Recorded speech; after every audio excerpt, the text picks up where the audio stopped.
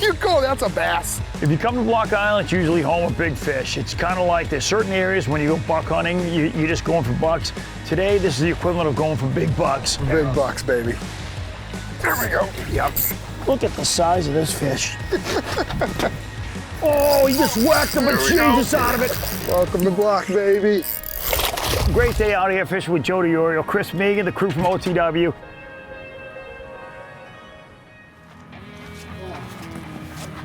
I love that long walk down a dark dock on a muggy summer morning. I love it even more when that walk leads to a boat of my good friend, Captain Joe Diorio. We have a full day of striper fishing ahead of us. Some of the best striped bass fishing I've ever experienced the last few years has been with Joe. Back in 2018, we caught so many big fish over 2 tides, working from the night into the day. Oh my! That we cut the Block Island trip into 2 episodes. You got him, Cap? Beautiful fish, Chris. Gorgeous. Then in 2021, when we fished over the shallow flats of the Connecticut River, we enjoyed non-stop action with big stripers savagely attacking our topwater plugs. That's a good one. That's 40-something. 40, 50 pounder almost. I think that's 50. I think it is. I think that's bigger than the one we caught out of Block. Now look at the size of that broomtail. That's a big fish. There she goes.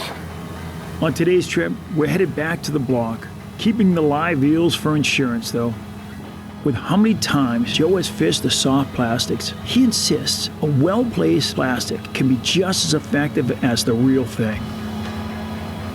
Over the 30-mile, socked-in run from New London to Block Island, we undoubtedly ran past plenty of good striped bass fishing. But for captains like Joe, there's simply nowhere like the block. This small, pork-chop-shaped island attracts vast schools of striped bass every summer, looking to bulk up on schools of baitfish in deep, cool waters. The abundant structure makes these waters a striped bass paradise, and for many of the biggest striped bass, this is as far north as they will migrate each year. On any given trip, fishing the block between July and September, an angler has the opportunity to catch the striped bass of a lifetime.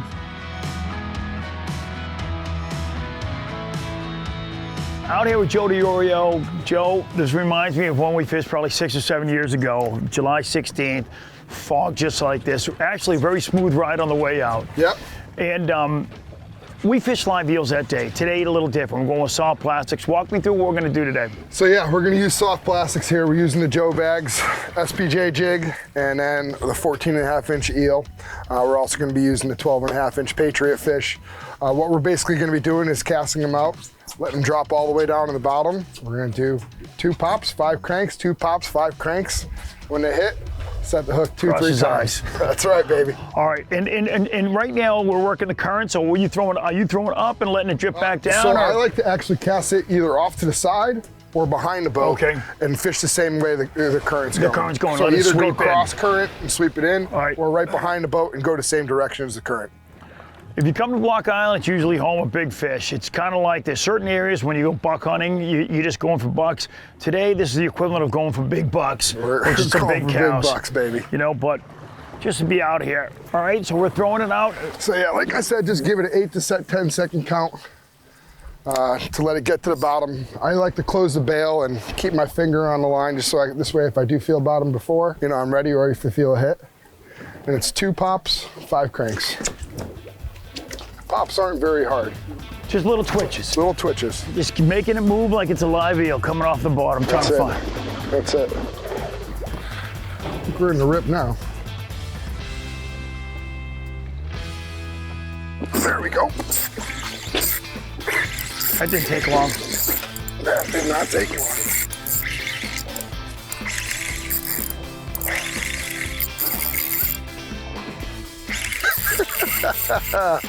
Welcome to Block, baby.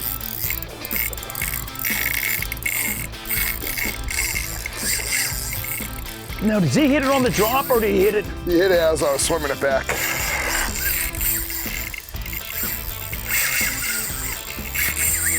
Ooh.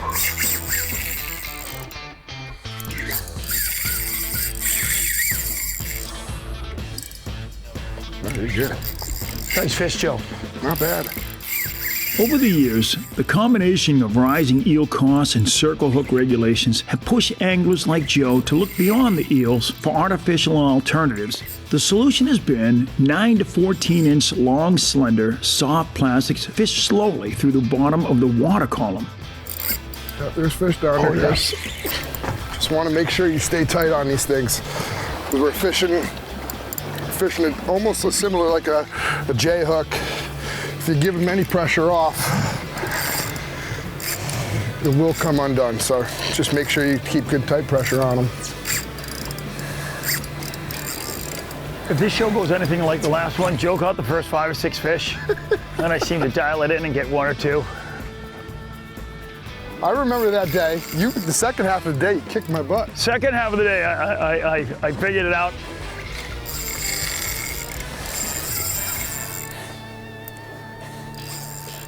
Come on in here, buddy. Oh yeah, here he is. Little guy. Beautiful fish. Joe, you want me to give you a hand? Nah, we're good. Double up.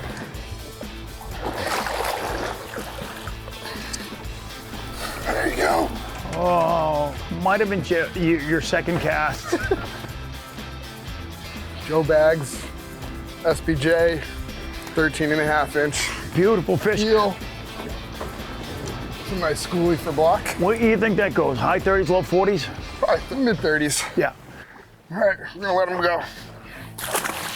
We're at 67 right now, so it's gonna help these fish eat a little bit more with the colder water. We'll also, they fight better in the colder water too, I feel like, and they're easier to release as well, which is really important. Beautiful fish. We're marking fish right there. That looks like a slob. I think he's gonna swing in on me. Let's go.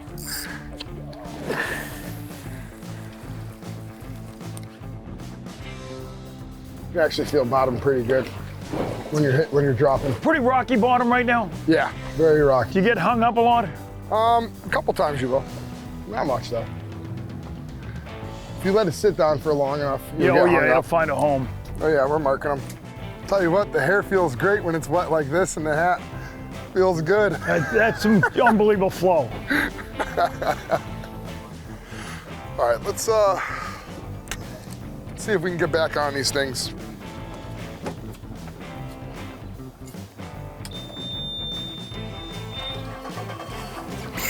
Oh, never mind.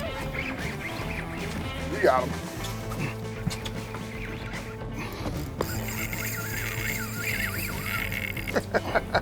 Nice, Chris. I gave him 2 good sets. Nice. So Joe said it early on, there's really a cadence to this. It's much more technical than you would think. It's just kind of dialing it in, and what you're doing is you're just imitating an eel. And if you've ever seen an eel swim underwater, they do not fly, they just meander, they just kind of move along. Just keep good pressure on them. Good, it's coming back at us. Coming back at us, just keeping them tight. And it's just how much pull these fish have with the colder water. You said 67 degrees, right? 66, 67.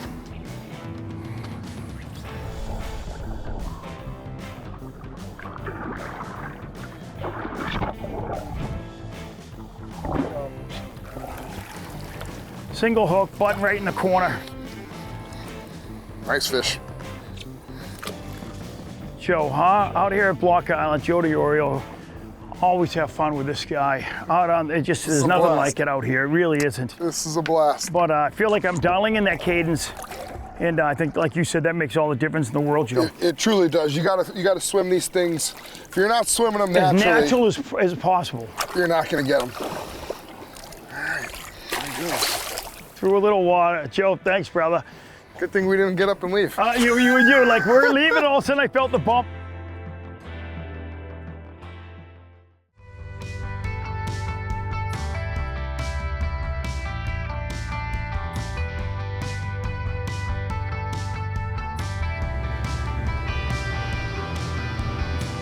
Just got out here. It was third drift, and we just tried a different spot. So basically, one I wanted, the tide's slowing down. So Usually there's a zone that you fish. When the tide's a little bit slower, that window shrinks. So I just wanted to see if we can mark any fish. What's the top end and what's the bottom end of where those fish are going to be? Exactly. So this way we're not wasting any time when we're out here, drifting through them. So using his electronics, we're just looking for fish along the bottom. He knows the area. We really haven't marked anything on the bottom side here. Now this ledge, how is it running east-west and how long is it? The whole ledge goes basically from the tip of the island all the way out, 4 miles. They actually go all the way to Montauk, but you got till the 3 mile mark. And that's where you could fish in between, land and the 3 mile mark. So it goes north to south, as far as the drift. We're just fishing this big long ledge. There's different rock piles in different areas. There's deeper valleys that the fish will sit in. There's also rock piles, like right now we're fishing a 32-foot hump. And then they'll drop off to 40 feet? Yeah, 40, 50 feet on the backside. Both sides right now? Either side, or you can, I like to cast like a little bit at an upward angle. Yeah, so that's what I've been doing. I've been watching you.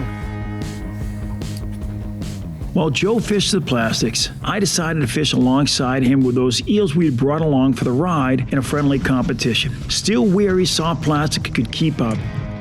It didn't take long to find a willing, if unwelcome, customer. Somebody's pecking at it. Come on, buddy.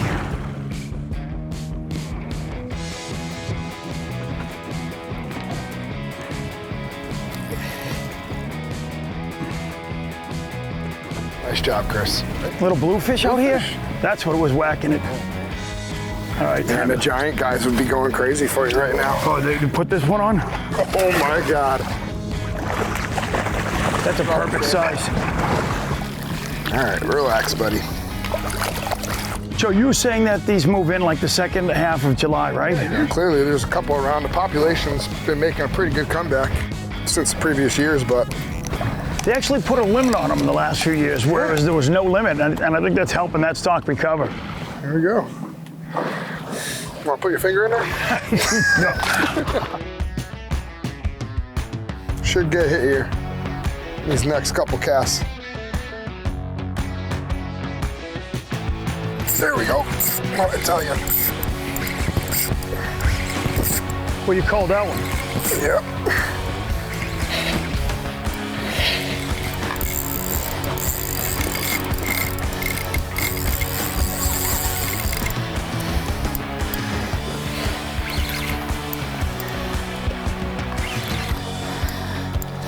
Gotta love it when you can call them.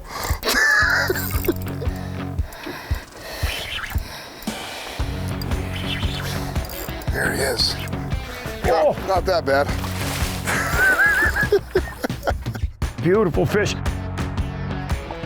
You need a hand, Joe? Nah, I think I'm good. I'm gonna come in and give him a hand. Look at the size of this fish. Joe. Nice job. So Joe said this was a smaller fish at first.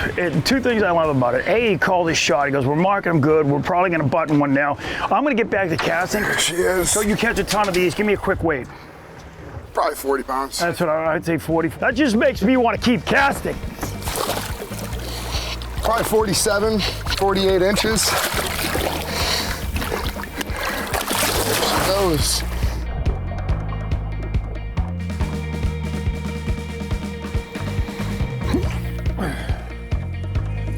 All right, I'm busting one here. There we go. Yep. Yep.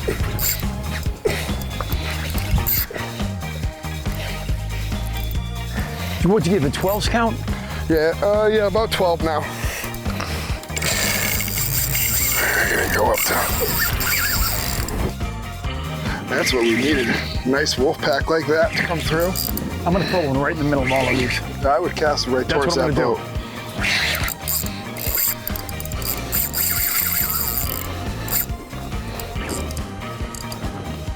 There he is.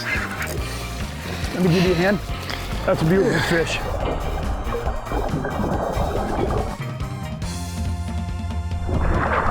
You got him, Joe? I got him. Nice fish. Woo.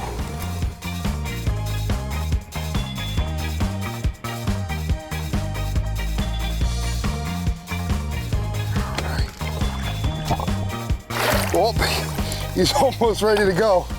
So yeah, basically what we're doing, we want to get these fish back in the water as quickly as possible. Let them get their energy back. We're just gonna swim him. Now he'll let us know when he's ready to go. Usually that fin's nice and up. And there she goes. As the tide slacked and I had been outfished substantially, I conceded I had a lot to learn on Joe's techniques. The last of the good moving water was behind us. It was time to head for home, but not before the fish gods decided to shine down on me. Very many ways. What's that? Oh, right in front. Hold on. See that wake way up there? Yeah. I'm gonna bring you right up. Oh, right there. Look at them all blitzing. Cast right in there.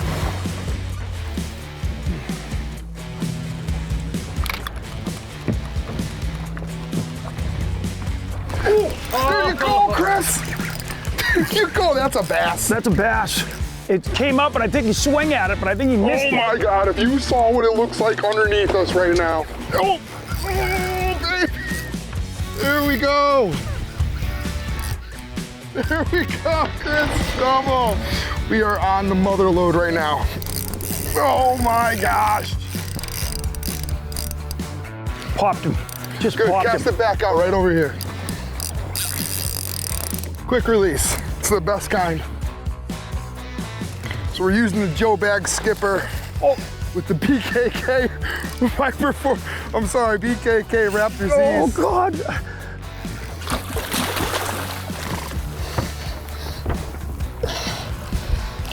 We're in about 45 feet of water, and all of a sudden the Topwater bite just turned on. Perfect.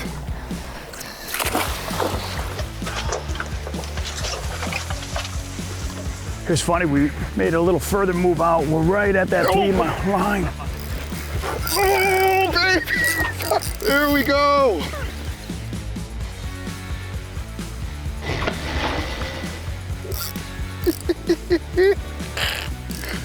Oh my goodness, this is sick. Beautiful. Yeah, I'm reading a false bottom right now because it's all fish.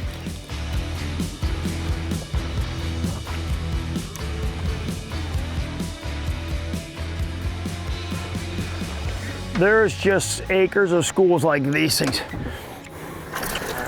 So careful with those.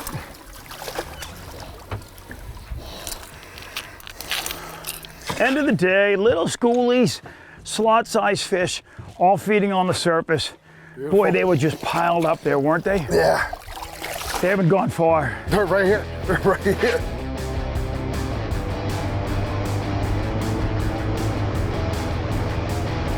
I say we fish there. Should we fish here? This looks good, I don't know. Chris, if you can't get one now, we got problems. We got a problem. I don't even want to cast right now. I just want to watch them. Well, you can watch, I'll catch them.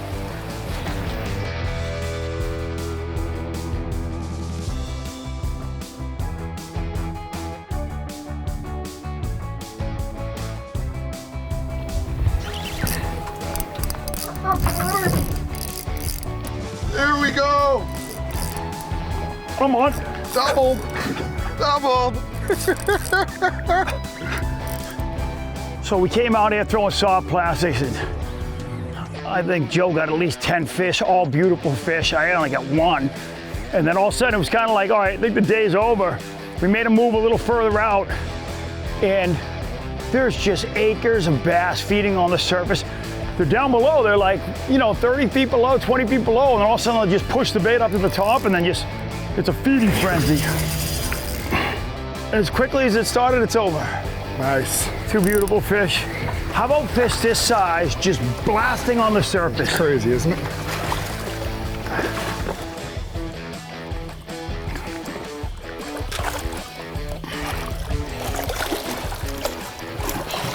Topwater bass. How fun is this, Joe, huh? Can't beat this. Okay. Can't beat this, baby. Joe, my luck today. There's mine. Oh boy. Oh, quick release. Quick release. right.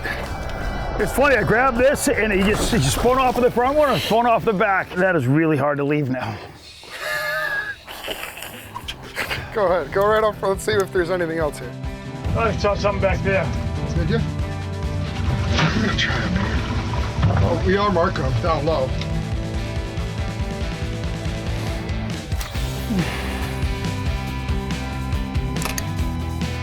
Right here, right here, right here. Yep, right below us. Don't eat my line. Oh, there we go. Oh, he just whacked the bejesus out of it.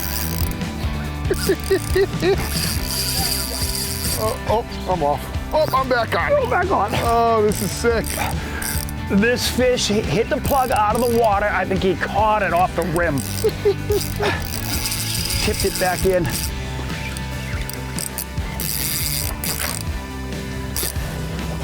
That's awesome. This is how you end the day. Look at him out there. Mine's And down we're below. like, holy cow. A day of throwing soft plastics where Joe Diorio just put on a clinic. And then all of a sudden, it turns into a topwater bited slack tide. Look at the bend in these rods. Lima Glass Triflex, all you can do rods. They do it all. These are cookie cutter size fish out here and they're all beautiful. Can't beat that. Let's do a quick release. No shenanigans, buddy.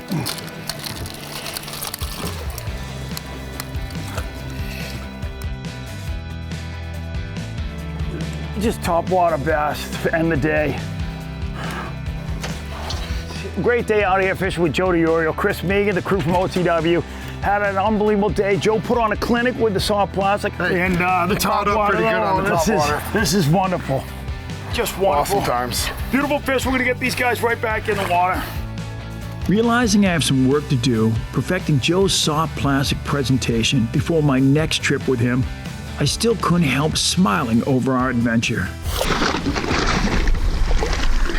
The beauty of a place like Block Island is that every time you're there, I learn a little bit more and get a little bit closer to catching my biggest ever striped bass.